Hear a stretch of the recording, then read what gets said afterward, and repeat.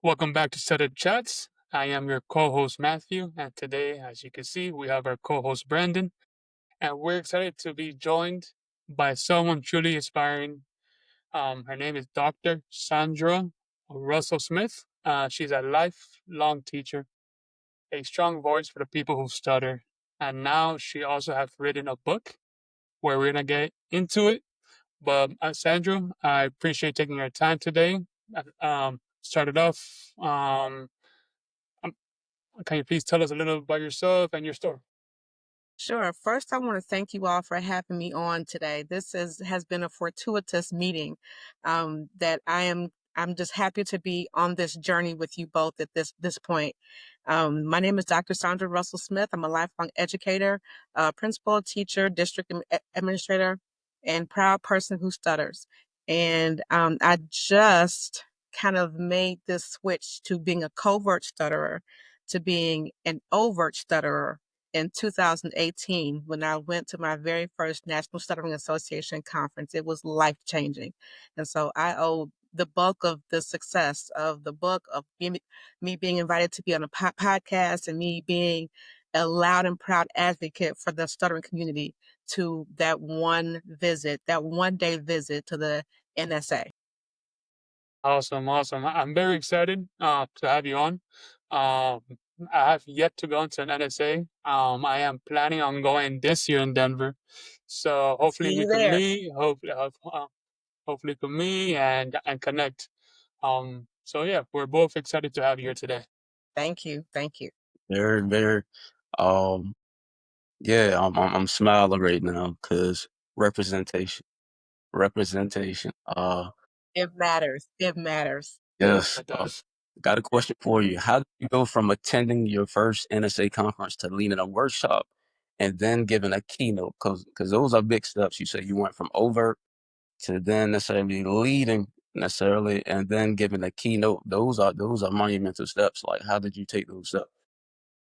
That is an excellent question, and I thought about that, kind of as I thought about kind of what my journey was and why it took me scant months to years, as opposed to the decades that it takes some people to come out and talk about their stuttering. I would have to say it started when I was in grammar school. I was identified as gifted in about the third grade, and I knew that I was smart. I had been told my entire life, you are smart, you can do anything that you want to do. But over the years, I allowed my stuttering to hold me back from doing things that I knew that I could do.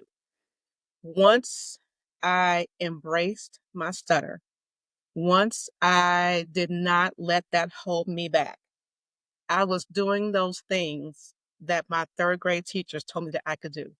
I could give those speeches. I could write those books. I could command those audiences. I could teach those students. And once that acceptance really got down bone deep, I stopped letting things scare me. And so when the NSA said, can you do a workshop for us? My initial thought was, I can't do a workshop. But I was like, wait a second. I'm a whole teacher. I talk to people all day long. If I Amen. can teach fifth graders all day long, and fifth graders are not always the nicest folks, they will tell you They're about not. yourself sometimes. If I can talk to fifth graders all day long, I can absolutely talk to people who stutter, who are afraid, and at least tell my story. And I realized that my story would resonate with so many folks. I just didn't know the impact. I did not know the impact that I would have in sharing what was once something that I was so ashamed of and so afraid to talk about. But now people are asking me to speak, which is a shift. It's a paradigm shift for me. I'm thinking I need to stop speaking because I talked differently. And now I'm being asked to speak. So that's a paradigm shift that I really had a hard time figuring out. But once I figured it out, you cannot shut me up. I love that. Very inspiring. Very inspiring. One quote that I always tell everybody, just one quote. I'm sure you heard it. If not, it's from one of our interviews that we had with Kat Paraki. She's an MMA fighter, and one Mhm. that stuck out in that one was, "Our goal is not to be fluent. Our goal is to be understood." And you're a living moment of that quote. And and just I've seen your keynote, very inspiring. I Thank love you. what you're doing, and those words that you said there, they were very heart touching, and I applaud you for that. That takes a lot of courage. Thank you. Thank you so much. Of course, of course. But now, just going to the next question. As you stated, I know you have taught fifth graders for a couple of years. You have ran many such programs like the Family Reading Night and the ISAT Boot Camp. Yes. What was it like managing a classroom and leading programs while navigating your stutter with the students? When I was doing that, I was a covert stutterer.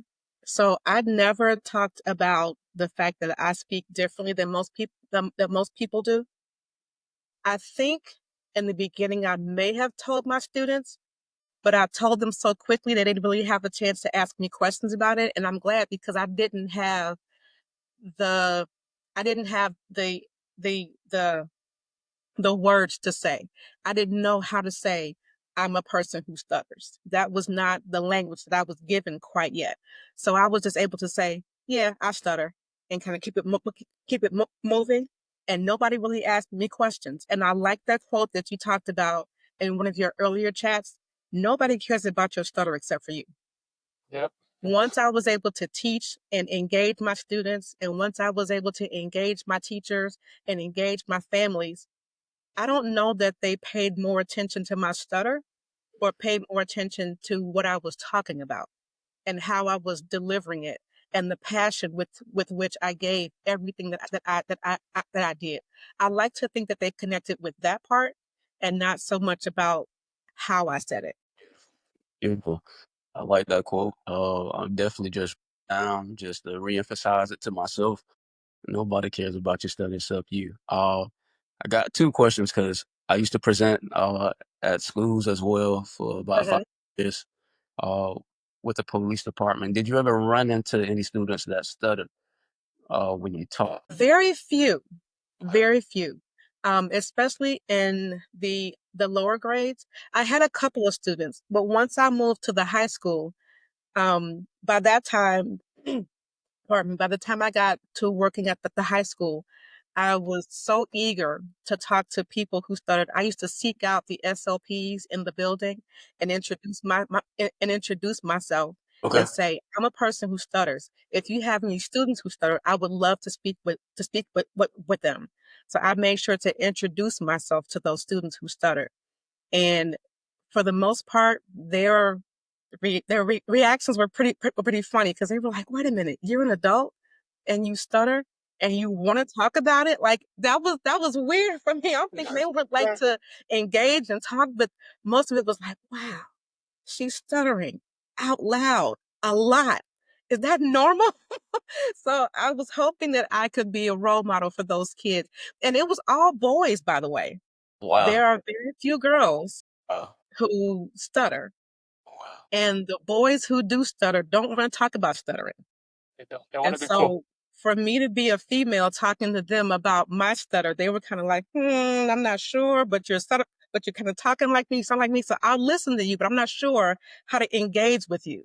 So Yeah. that was a shock for me to be able to interact with students who weren't sure how to interact with an adult who stuttered. Wow. Yeah, definitely. And just bouncing off that, us in high school, we wanted to be the cool person. We don't want Yes, nobody to know that we stutter. So exactly. I'm sure you, being a someone that stutters, understand those students that are shy and uncomfortable to speak. So yeah, totally. Mhm. Absolutely. All right, so got this question for you. You just wrote a book about your experience as a leader who stutters. Uh, Yes. how are you to write it, and what message do you hope it sends? The reason I wrote the book was because this was the book that I wanted somebody to give me when I started out as an educational leader. Um, I, I knew how to navigate the education world because as a student, I was a really good student. So I listened and I followed directions and I talked to my teachers a lot and they thought that I was smart. And so they would engage me regularly. But being a leader, standing in front of teachers and telling them what to do, standing in front of parents and telling them we're not going to have this program tonight. Talking to an angry parent about what their child has done, like those are things that would be palpitation inducing, but I leaned more on my knowledge and less on on how I sounded. I'm sorry, my dog is No, that's okay. and We so love I dogs, so you can show them off. I, You I can don't, show I it. don't give him any attention. Don't give him. Oh, and here he comes. I don't want to give him the attention. He's loud right now. But no, I leaned on my intellect as opposed to, let's say, I'll say this way. I leaned on what I could do as opposed to what I couldn't do. I could, I could, I could manage and navigate the information. I couldn't always manage and navigate fluently how I gave the information, but I was okay with that. I just wasn't able to say out loud at that point, I'm a person who stutters. But when I got that confidence and when I got the words to say, I was able to say it out loud. I was able to put it on a t-shirt. I'm a person who stutters. I'm wearing my favorite t-shirt now because I'm able to say that and say it to people who do know and people who don't know. But that's the power of the National Stuttering Association. When you get in a room full of people who stutter, that piece of you falls, with that fear falls away, and you're able to focus on what you can do and not what you can't do. Definitely, that's very inspiring. I'll totally, I'll put the link up to your book. Thank you. Definitely once the video's edited and all that good stuff. But what inspires you? Who or what inspired you to become a educator? I had several teachers in my journey. Like I said, I was identified as gifted when I was about in the third Uh, grade. And so I was accepted into a school, one of the first schools in Chicago for gifted students, the Beasley Academic Center on 52nd and State, right across the street from what used to be the Robert Taylor Home Project.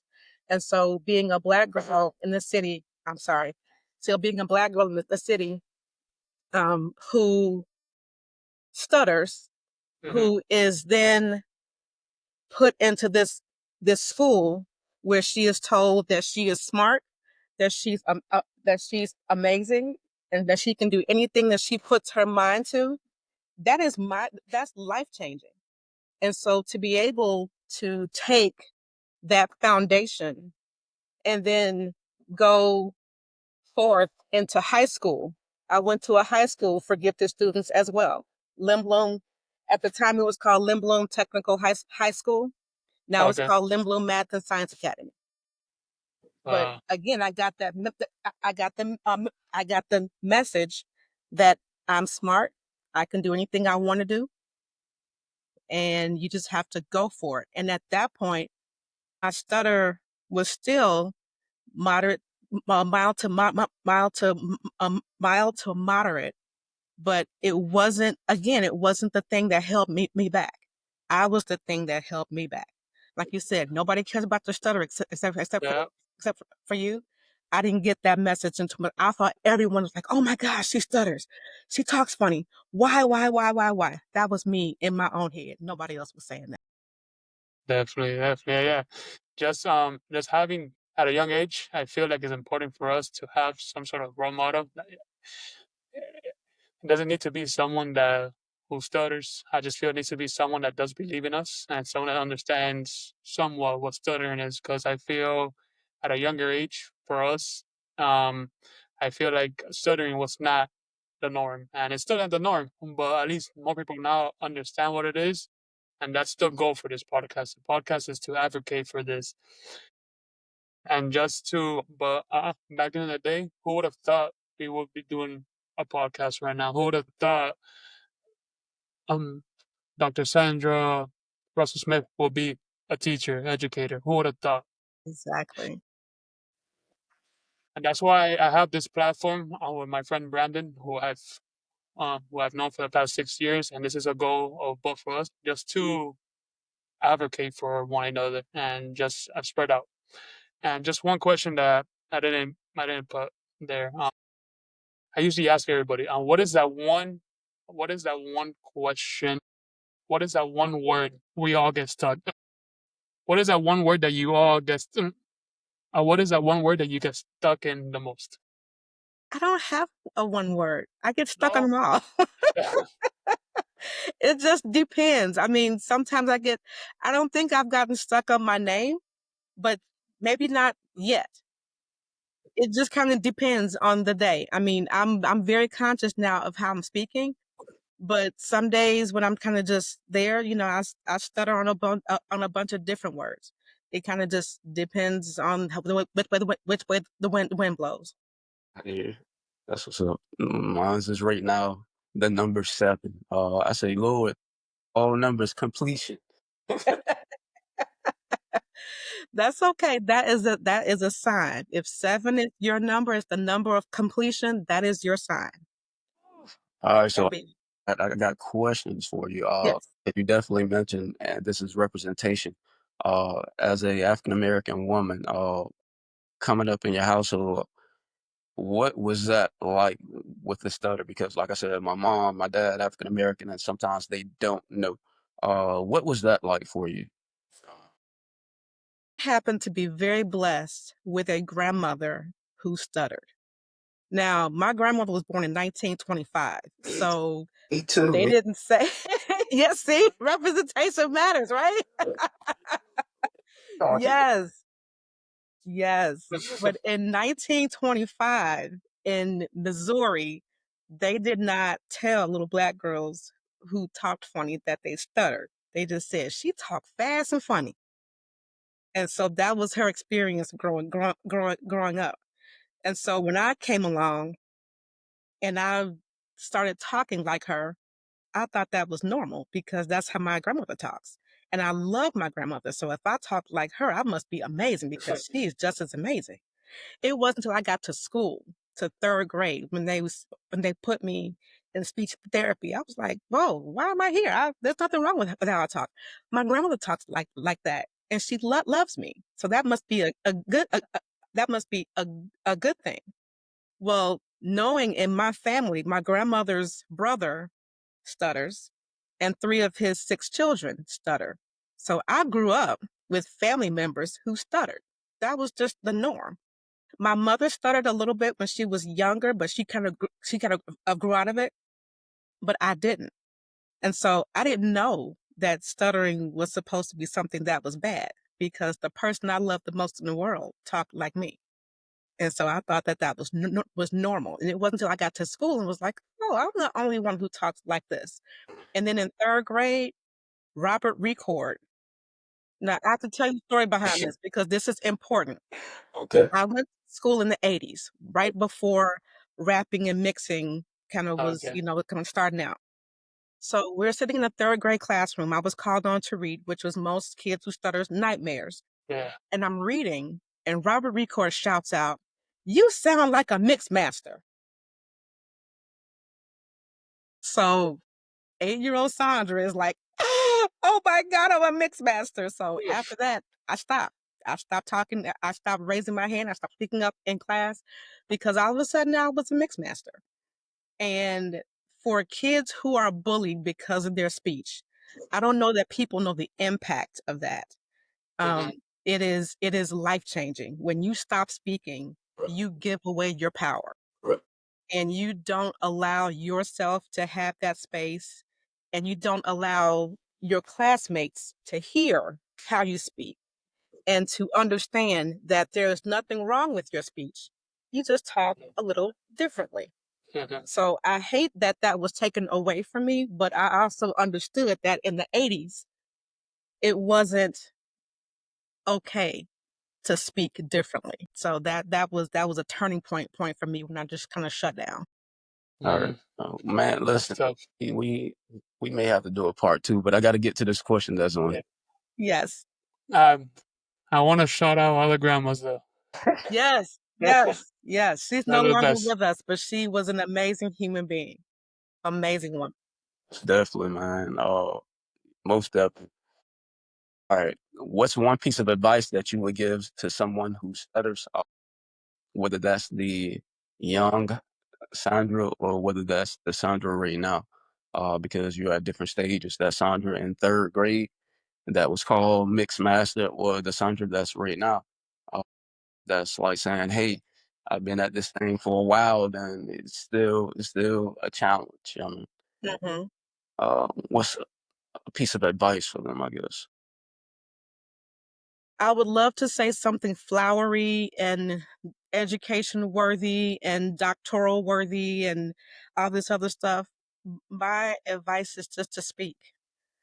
Um, Speak whenever and however you can because your voice matters, especially for kids of color and especially for girls. There are very, very, very few role models for girls who stutter and even fewer for girls of color who stutter. So I didn't have the benefit of a plethora of women who spoke like I did. I was blessed to have my grandmother. So I knew that there was nothing bad about it because if she did it, it couldn't be bad. But once she passed, I didn't have any other women that I was in contact with all the time who stuttered. And so I had to become my own role model and do things that I knew that I could do.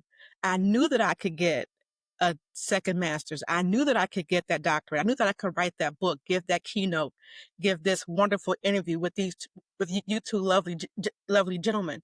I knew that I could do those things, but I had to get that confidence and I had to make sure that I was going to be okay if I put myself out there. And once I put myself out there, oh my God, my life has changed for the better. I stopped being afraid and I started to own my stutter. So I think the piece of advice that I would actually give would be to own it, and don't let anybody take that away. God gave you this thing for a reason. And if I didn't have this, I wouldn't be sitting here talking to you all. And this is why I call my stutter my superpower because it's put me in places, put me in situations, has introduced me to the most amazing people that I would never have met had I talked normally. So this stutter has been my saving grace.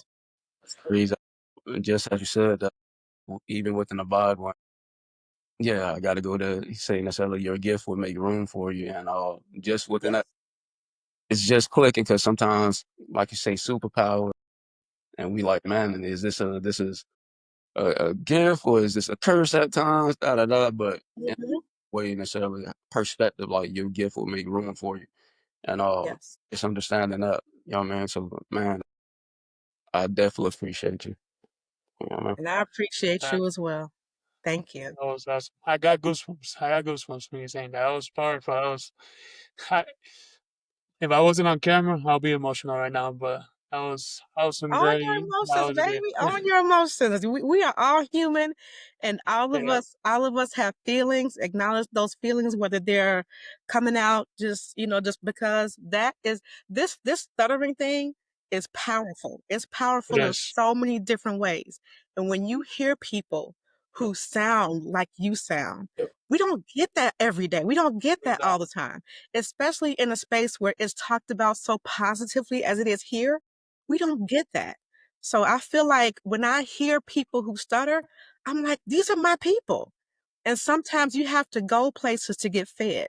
I have a Yeah. friend who always said, did you get fed today? Did you get fed today? Did you get fed today? And some days I'm like, yeah, I got fed today. I had an interview today with these two wonderful, amazing brothers, and I'm just super excited right now. And some days I'm like, no, because gave a presentation, had an angry parent, and I stuttered through this conversation with them. So on the days that you get to talk to your people, those are the days for me that I get fed. Beautiful, beautiful. I got Sure. uh, I got a question, Matt. Forgive me. When I No, no, no. That's good. Hey, keep asking, man. No, That's what we're no, here come on. for. that's, when it came to this journey, did you ever go through therapy for not speech therapy? Did you ever go through like counseling therapy? Because once again, this stuttering journey, it could be traumatic at times. You know what I mean? It can. It can. You ever necessarily go through therapy, or did you ever necessarily like any type of thing before? I did go through therapy, but it wasn't speech therapy. It wasn't speech therapy. But in the context of the therapy, I did talk about how my speech impacted my mental health because I was in a space where I was struggling with some things. and I wasn't quite sure which direction to go. And it was clear that my speech didn't have as much to do with the mental health piece as some other pieces did. But I had to acknowledge that. I had to acknowledge the fact that I could possibly be struggling with my stuttering. I could possibly be struggling with that. And it's okay. It is okay if you do, because unless you've had speech therapy, and even speech therapy doesn't always talk about the mental health piece of it. Speech therapy, in my experience, has mostly been focused on slow your speech down, substitute this word for that word. They give you strategies to speak more clearly, but it doesn't always address the mental health piece that comes with it. Yeah. And if you're a person who stutters and you're struggling with something, that mental health piece is so important. But unless you have a therapist who knows how to do that for you, you might kind of lose something in that process. So that mental health piece is key. Definitely. Yeah. Appreciate that. Mm-hmm. I think everybody having that mental it's hard to find somebody that understands the mental part and the stuttering part of it. So I think just having those two is very hard to accomplish for anybody that especially somebody that stutters or like even anybody with disabilities. I feel just having the mental part of it's very tough, and if you don't have the right support group or the right people just to confidence yourself, it can get very hard. And that's something that's I dealt with when I was younger. And luckily, I had a great support group in my family. My mother's one of the strongest people I know, and my grandparents and my dad and all that stuff. And especially my brother. My brother has always been there for me. He's always been there every time there's been some sort of conflict of me stuttering, and then behind the back someone laughs at me. My brother's always there. He always sees that part. He That's doesn't see the part that I see. So yeah. I definitely have had the support group. So I thankful for my family and my friends. Awesome. Can I shout out my support group real Let's quick? do it. It's from the National Stuttering Association has a women's support group that meets once a month every third Thursday, and it's hosted by Pamela Mertz and Dr. Eileen Chu. And I try not to miss a Thursday, because those women on there are so powerful and so brave and so strong. And I don't think that they know how much they support me by sharing their stories. It is hard as a woman to talk about stuttering. I found out, I won't say it's hard. I will say in my experience, it is hard as a woman to talk about stuttering, especially as a woman of color.